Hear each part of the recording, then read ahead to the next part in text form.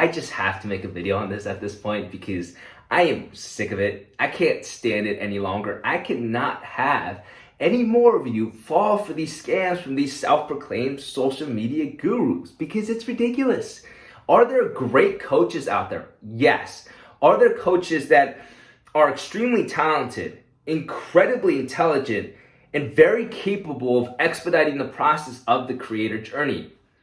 Yes, yes, yes. Absolutely. And am I friends with some of these people? Also, yes. And I know that they are honest and hardworking individuals. You should definitely work with them if you want to, but those are not the people that I'm talking about, okay? These people actually have done the investments themselves, right? These people are the ones that have invested the time and energy to develop their own platforms, right?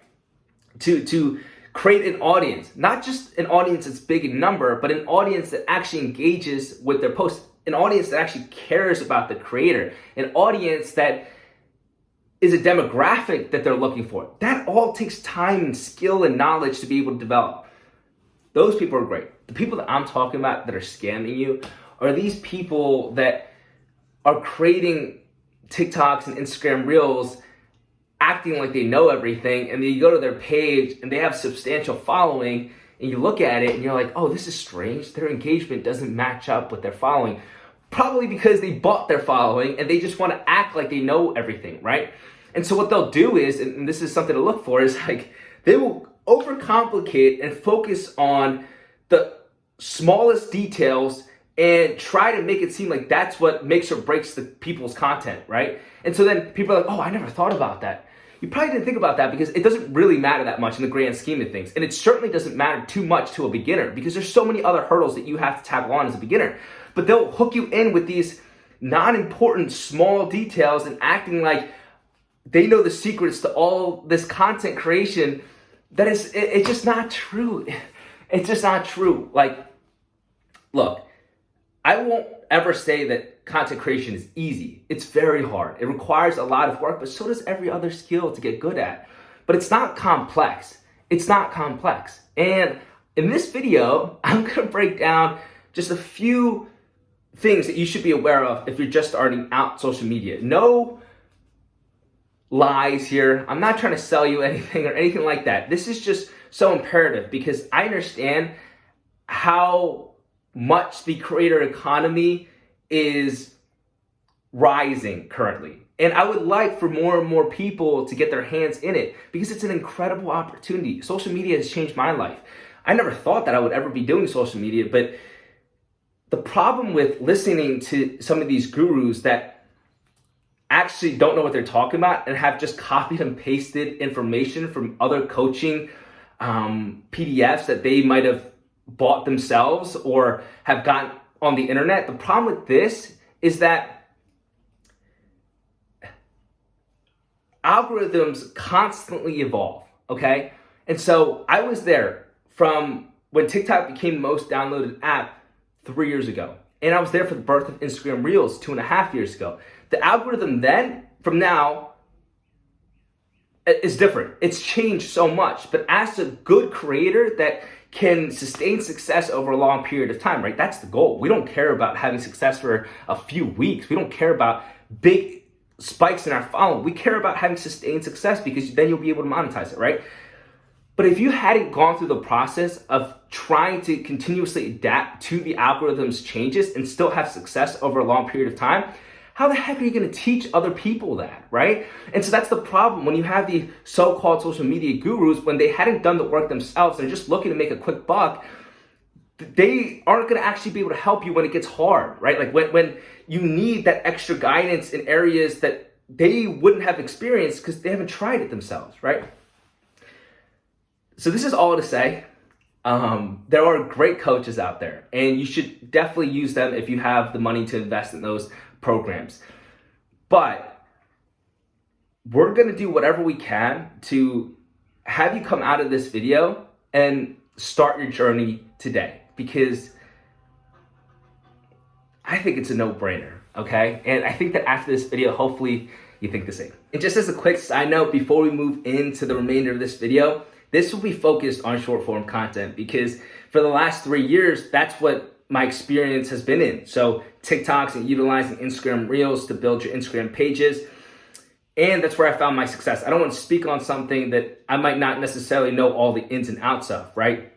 So for example, with YouTube and long form content, this is such a new endeavor for me that I am certainly not anywhere near the expertise level as I am with short form content. So are there going to be overlaps? I'm sure that there will be, but in general, just take this as it relates to short form content.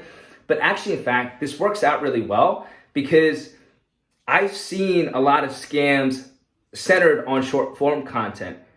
And I think that there's a greater abundance of this happening right now. And I believe this is why. Because of the fact that short form content is such a relatively new powerhouse, everyone wants to get on it, right? And so in turn, the market's going to desire teachers that teach people how to do it right.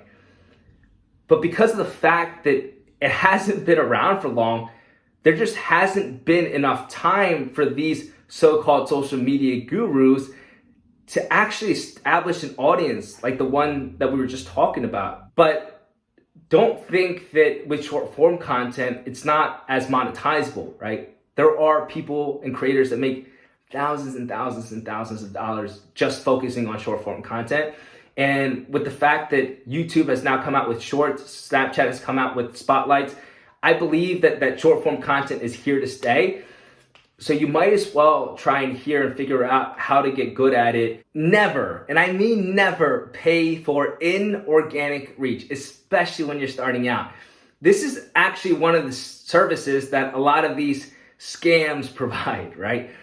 So they'll promise you a certain number of following, but what they're actually doing is utilizing a third-party app or software that does giveaways or anything that is alike to that, and they will drive in inorganic traffic onto your page. Now, for you, this is going to feel good because now you've gotten a spike in engagement and followers, and so you're feeling really good about yourself. But the moment you stop utilizing that service and start posting organic content geared towards an audience that you actually want to curate, the engagement is going to nosedive, right?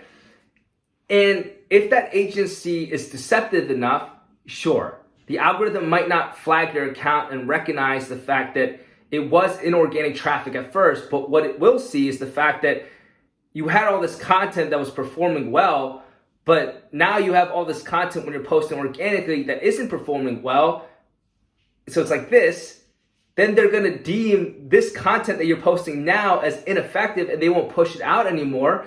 And so your engagement is going to take a hit. Not only that though, but your future engagement is also going to take a hit because it won't push out your videos because your videos aren't having success, right?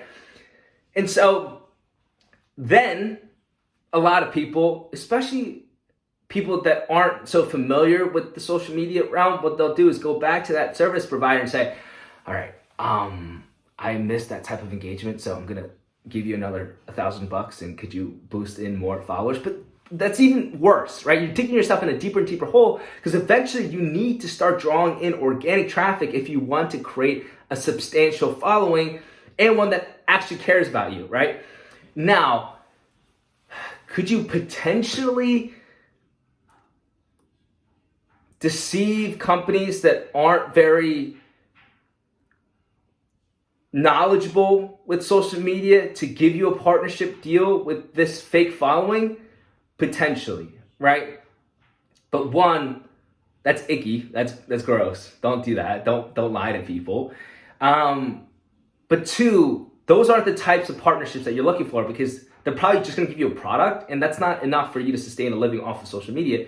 And I'm telling you, you can actually do that if you focus on social media.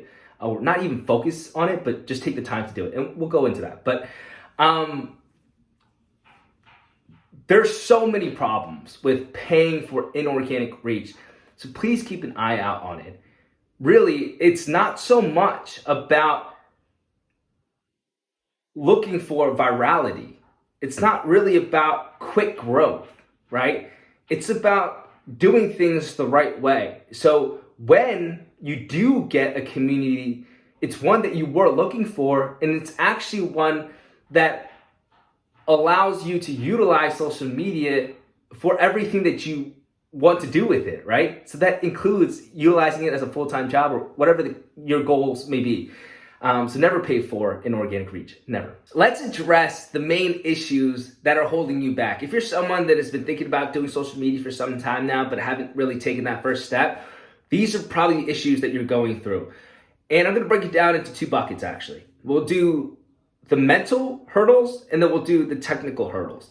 With the mental hurdles, I think this is one that we can all share and is probably the number one reason why people don't start is that fear of judgment. What are other people going to think about me? People are going to think that it's cringy. People are going to make comments about me trying to act like an influencer. Oh, that's why I'm going to start small and create like stories and see how people feel about that. Just get a feel for it. That's a common fear that not only that you have, if you haven't started yet, but that all of us creators had when we first started out. And then there's these technical hurdles of, I have no idea how to film a video. I have no idea how to get good angles. I have no idea how to do lighting. I have no idea what camera setting to be in. I have no idea how to edit in terms of what even software I utilize. Do I use Adobe? Do I use CapCut? You have no idea. So those are the technical difficulties. And even technical difficulties can include how to actually post a video, because a lot of people don't know that if you're just starting out, like what type of caption, hashtags, and stuff of that nature. So there's mental hurdles, and then there are technical hurdles. But what's happening currently is that they're getting all jumbled in your mind. And that's why I want to take one of these first steps to be taking out all this gunk in our head and putting it on the table and doing it together right now to really address them, right? And I'm going to address these.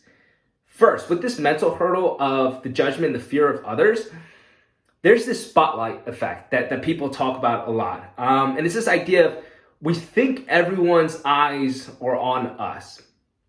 But in reality, everyone has their own spotlight, right? And so for me, maybe I make the mistake of thinking, oh, everyone cares about what June is doing.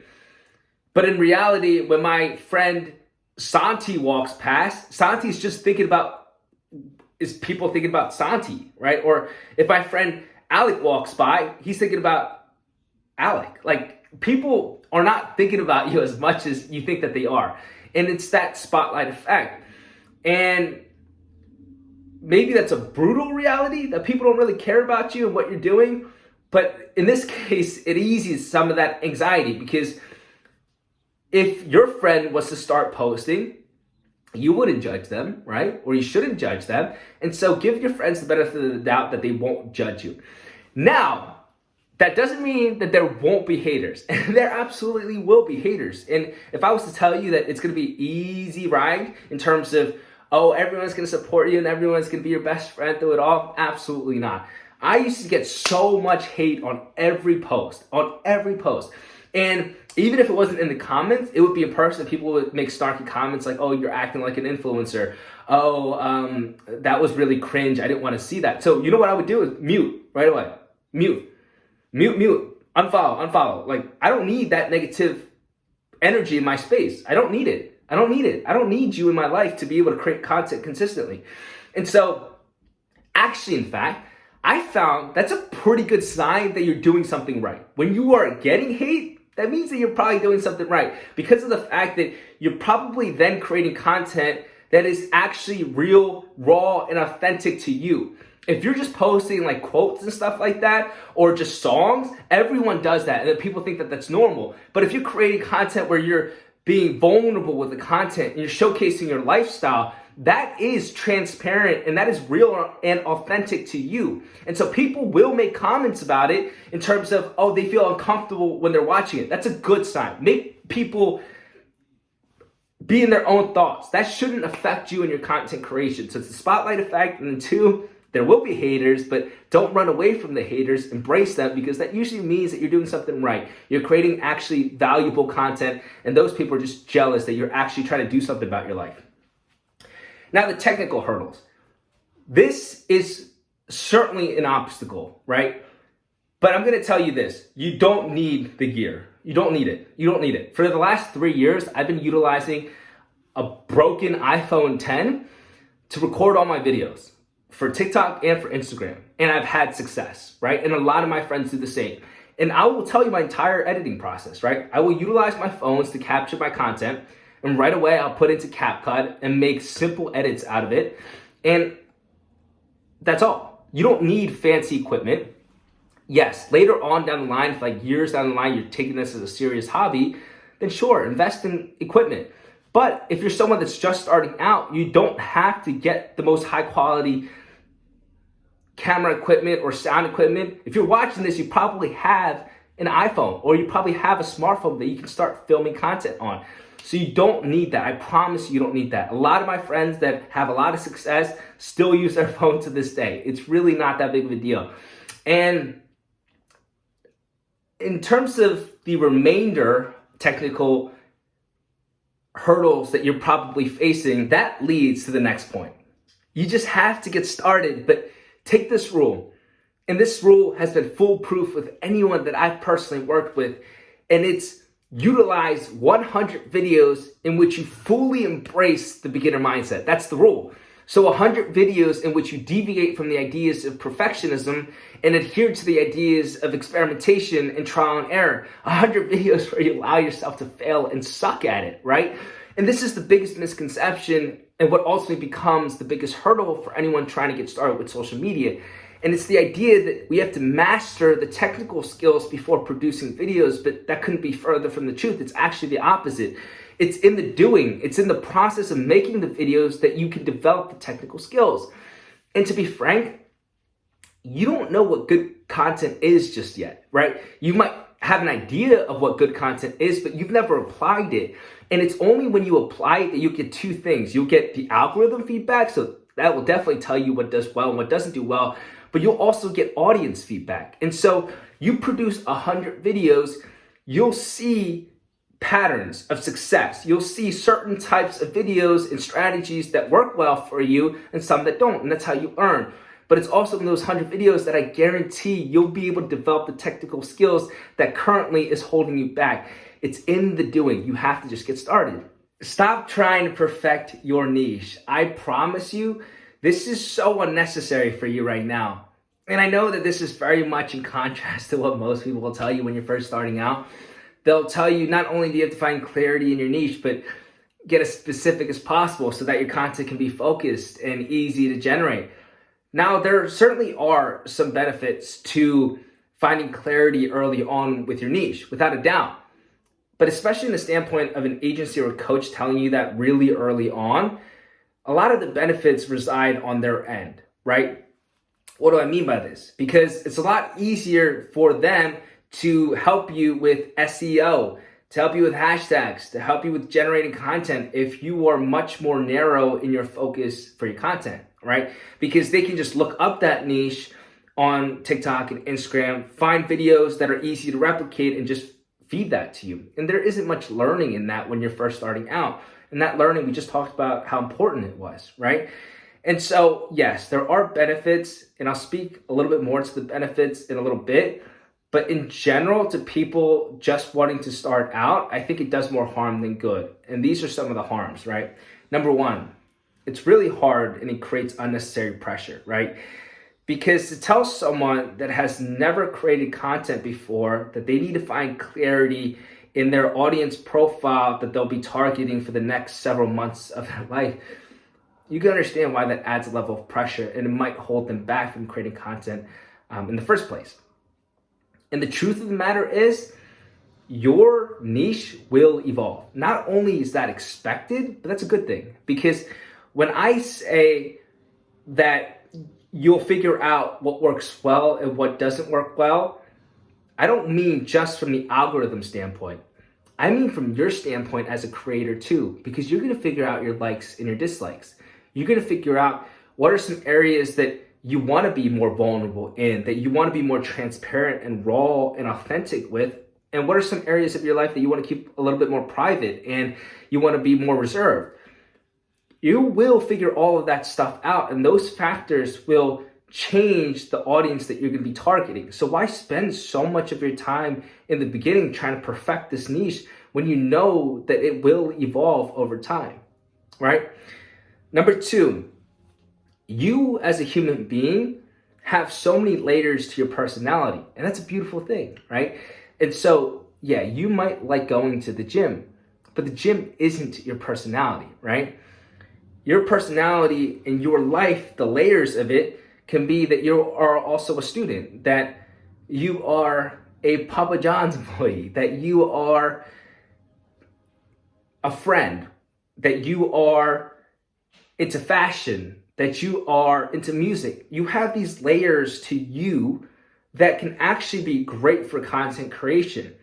And why limit yourself to just focusing on a niche when you can discover so many areas and play around with so many different strategies across different niches to get more experience in, to get more experimentation done, to, like we just talked about, embrace the beginner mindset, have the freedom of doing that across multiple niches. And on a side note, it's much easier to create content consistently when it fits seamlessly into your everyday life, and all these different parts of your lifestyle are opportunities for you to create content rather than going out of your way and creating content separately.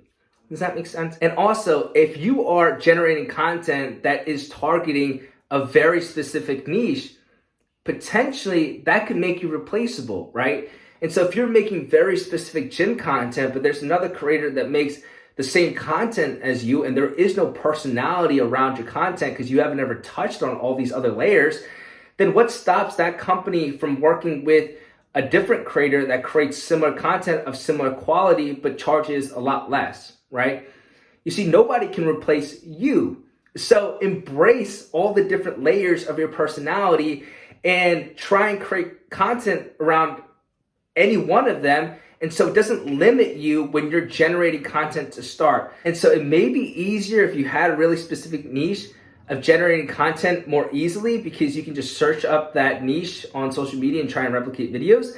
But if you allow yourself the opportunity to explore across all these different types of content, then you can see that you can pull from a lot more areas, right?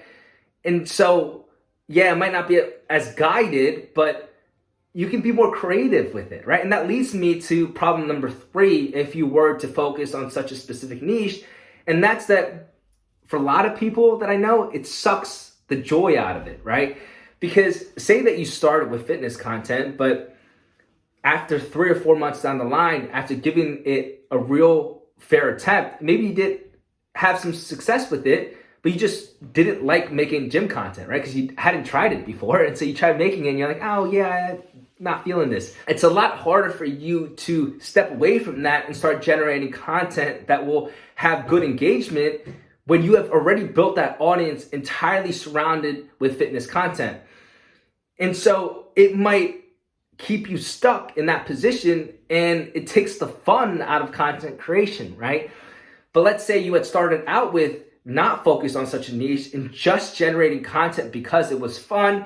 It allows you to experiment a lot more. It doesn't restrict you. It doesn't limit you. It allows you to, again, embrace the beginner mindset while you try to figure out what works and what doesn't work. And I think this is just another great way to just get started without having all these unnecessary pressures and restrictions that people tell you that you need. Because you don't need it. You have to be consistent, but you probably already knew that.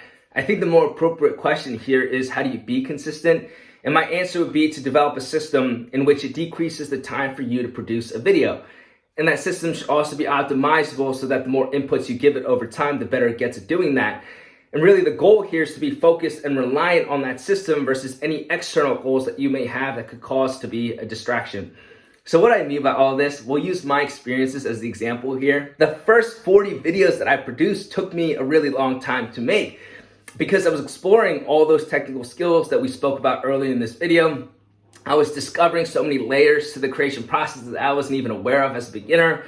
But moreover, I also recognized repeating patterns in terms of the creation process that I felt could be streamlined. And this was the beginning of developing a system that reduced the time it would take for me to produce a video. And this is really important, right? Because you watching this video, I don't expect you to drop out of school. I don't expect you to quit your job and pursue social media full time, and you don't need to. This whole time, the last 3 years, I've been a full-time biomedical engineering BS/MS student, but I knew consistency was important. I just had to discover a system that enabled me to produce and to post these videos a lot more in the same period of time, right? And the 3 parts goes like this. Number 1, batching. When I say batching, I don't solely mean the filming process, right? Because I've seen that work with a lot of creators before, where they'll take 5 hours on their Saturday to film all their videos for that entire week, or maybe 2 weeks ahead of time, right? And that works really well for them. But if you won't do that, and I don't, you certainly should at least batch the brainstorming process, right? And this is how you do it. You start with an overall concept. And for me recently, it was productivity in the education space, specifically for students. And so that would be the overall concept, and there would be branches into different buckets, right? And so imagine there's 4 branches or 4 buckets. The first one for me was the Pomodoro technique. The second, inversion learning. Third, second brain. 4th, the 5-minute rule. And there, I was able to take one concept that I can brainstorm content for an entire week, or at least 4 videos. But within that, I can also create series in each of those buckets. So the Pomodoro technique could be breaking down into maybe an introduction video and an application video. And then you would have 8 videos across those 4 buckets. This is how you need to think about the brainstorming process, because if you don't and you think about each video one at a time, you will burn out, right? Because it's really hard to sustain that level of consistency if you're looking for inspiration every single day. So even if you find, while you're exploring the brainstorming side of things, that you found one of those buckets first, it's your job to do the reverse engineering to figure out what the overall concept is so that you can find out more buckets for you to create content for. And I really think that this is imperative in terms of, again, reducing the time that it takes before you start filming, because you got to get to filming pretty quickly because you have a lot less time if you're a full-time student or someone that has a full-time job. So batching your brainstorming is a great way to do this. Number 2, find your home base. A home base is a scene in your videos that you can rely on consistently because you've done it so many times that you know that the final product after the post-production will look exactly the way that you envisioned. And this is a concept that I created because when I was first starting out, there were so many unexpected hurdles every time that I would go to produce a video. So for example, if I've spent a day on brainstorming this concept and I go to film it and I think that I have everything planned and I realize that the lighting is messed up, then the aesthetic of the entire video is messed up and I can't produce the video that day. Or I need to figure out how to get that lighting and it takes up a lot of mental space and time. And so if you can find your home base, it reduces the number of unexpected hurdles, and so you can allocate it more for the actual creation process. And for me personally, if you've been following me long enough, my home base is my desk, because a home base also has to make sense in terms of the message that you're trying to deliver. And if my content is focused on productivity and working on yourself and constantly trying to be the best student or things of that nature, a desk makes sense for that. So that's my home base. And so whenever I'm creating concepts and I need clips and I might not have as much time to create a clip, I know I can go to that desk and film it exactly the way that I want to, because I know where to place my phone. I know where to position my body so that there's headspace for me to insert text that won't interfere with the aesthetic. I know exactly what lighting to utilize. And finding your home base that makes sense for the content that you want to be making and that also aligns with the message that you're trying to spread to the world will only happen if you give yourself enough room to play around, right? And so that's why it's also important to still think about the 100 video rule, but look to develop a home base for your creation process. You won't find it immediately, but once you do, it'll really ramp up your consistent production. Number 3, do your very best to integrate your natural lifestyle into the content creation process versus always having to go out of your way to film clips. And I know that we spoke about this earlier in the video, but I think it's so important, especially for those starting out, that I want to mention it again, right? we just talked about how your niche is you. You have so many elements to your personality and your lifestyle that you might as well tap into to create content for yourself. And so if you took one day out of the week to follow you along as you go to the gym, as you go through your morning routine, as you go to work, as you go to school, you have clips that you can repurpose for multiple videos down the line, right? So the more you can just bring your camera along with you, and I mean camera as your phone, and just place it down into certain angles while you're doing those things naturally, you can always then go and create stories out of those clips.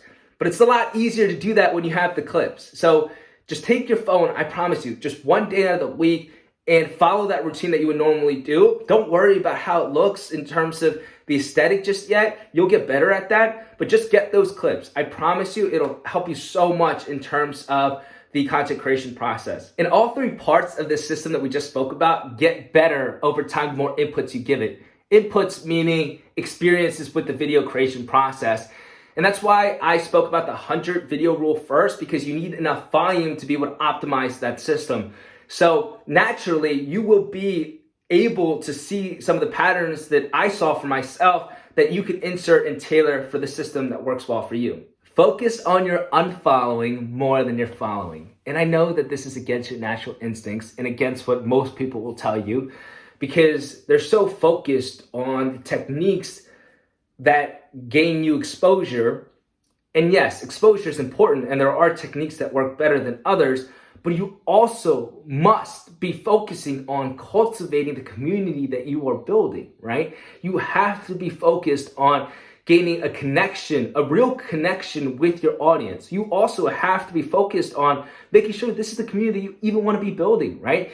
If you're constantly focused on just increasing your number of following versus decreasing your number of unfollowers, it's going to be hard to grow when you first start out, especially for those that have tried content creation for any extent.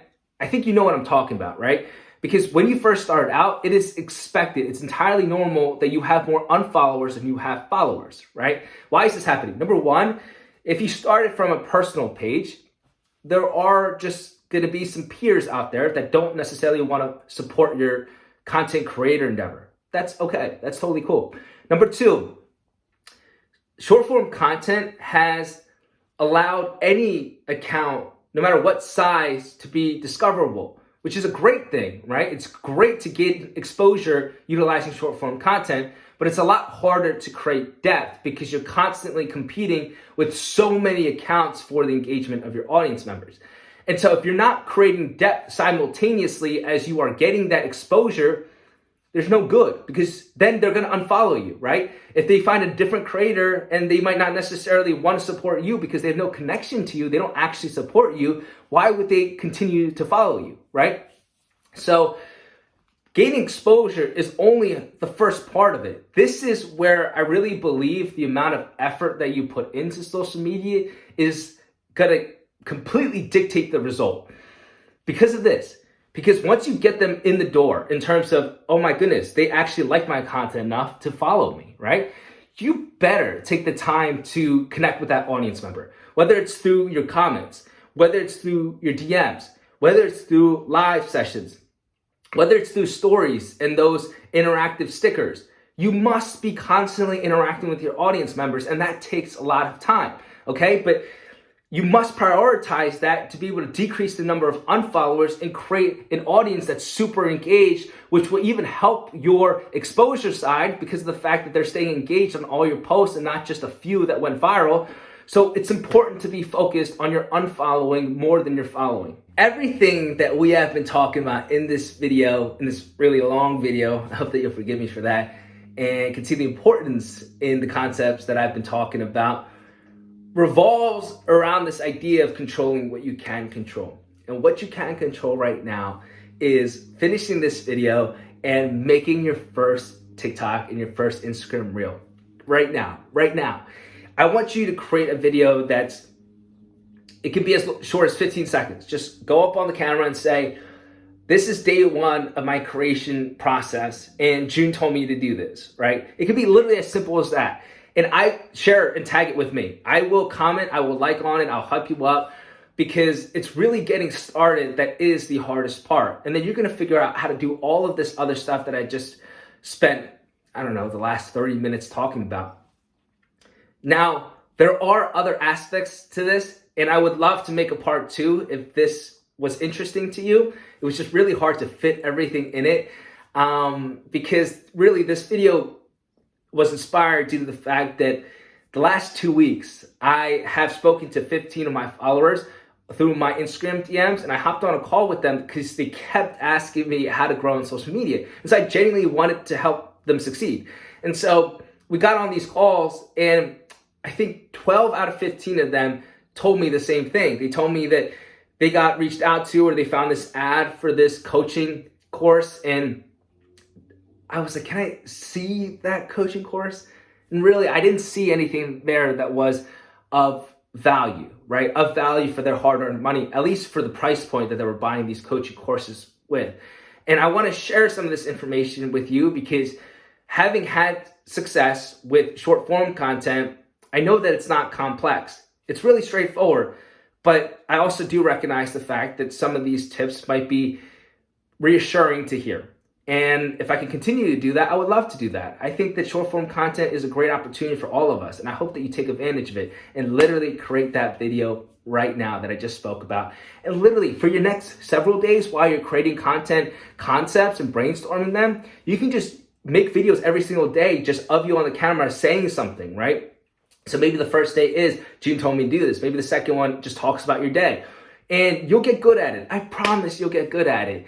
So I love you all. If you stayed this long in the video, you guys are incredible. I thank you so much. And I say this every time, but really my goal here is to help and aid in any way possible as you are on this journey to reach your full potential, because you deserve it more than anything else. I love you all. Thank you so much. Have a good rest of your day.